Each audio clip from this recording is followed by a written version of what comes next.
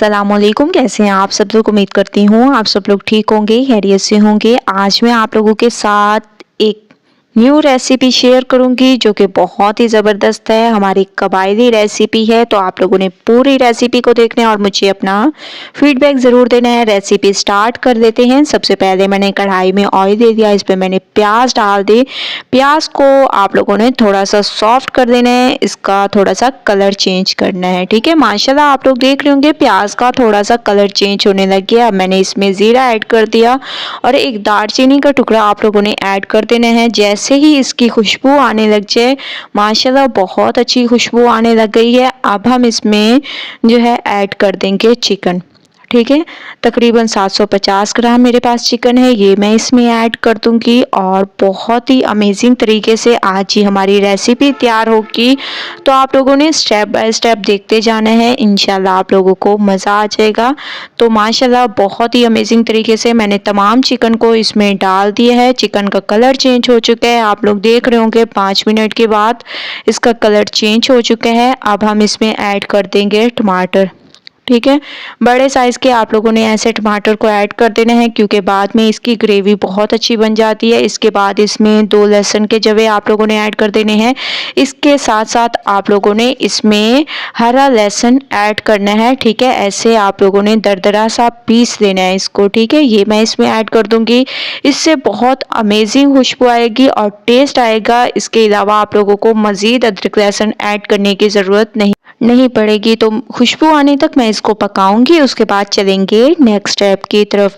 तो माशाल्लाह बहुत अमेजिंग खुशबू आने लग गई है, आप लोग देख रहे होंगे। अब हम इसमें कुछ पाउडर मसाले ऐड कर देंगे, लाल मिर्चों का पाउडर, धनिया पाउडर, हल्दी पाउडर, गरम मसाला, काली मिर्चें, पेपरिका पाउडर और हस्बे जायका नमक। ये तमाम पाउडर मसाले आप लोगों ने डाल देने हैं। ठीक है, इसके बाद थोड़ा सा मैंने इसमें पानी ऐड कर दिया ताकि मसाले हमारे ना जलें और बहुत अच्छे तरीके से पक जाएं। और टमाटर जैसे ही सॉफ्ट हो जाएं, आप लोगों ने इसके छिलकों को रिमूव कर देना है और थोड़ा सा इसको आप लोगों ने पीस देना है ताकि ये ग्रेवी से तैयार हो जाए। आप लोग देख रहे होंगे टमाटर हमारे सॉफ्ट हो चुके थे तो मैंने इनको थोड़ा सा मैश कर दिया। इसके बाद इसमें हाफ कप तक आप लोगों ने दही ऐड कर देनी है।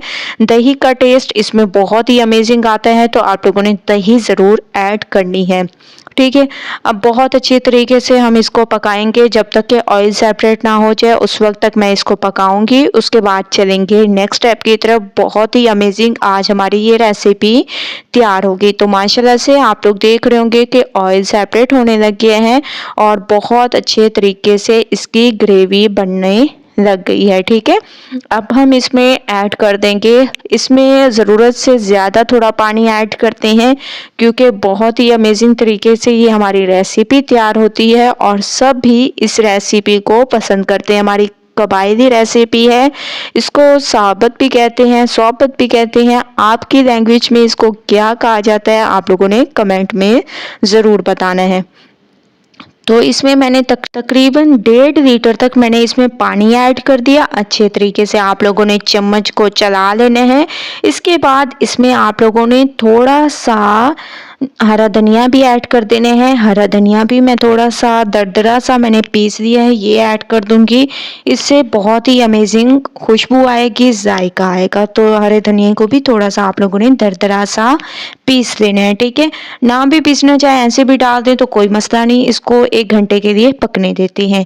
1 घंटा मैंने इसको पकने दिया और आप लोग देख रहे होंगे जो 1.5 लीटर पानी डाला था वो तकरीबन आधा लीटर तक बच गया है। ठीक है, अब मैंने इसमें गरम मसाला पाउडर ऐड कर दिया। इसके अलावा जो हम लोगों ने दरदरा सा हरा धनिया पीस के रखा था वो मैंने इसमें डाल दिया और अच्छे तरीके से अब आप लोगों ने चम्मच को चला लेना है और बहुत ही अमेजिंग तरीके से ये हमारा तैयार हो गया। आप लोग देख रहे होंगे दूसरी तरफ मैंने एक जो है रोटी ले ली और इसको ऐसे छोटे छोटे पीसेस में कर दिया। इसके बाद इस पे हम लोग वही चिकन का सालन डाल देंगे जो कि बहुत ही अमेजिंग तरीके से तैयार हुआ है, बहुत ही खुशबूदार।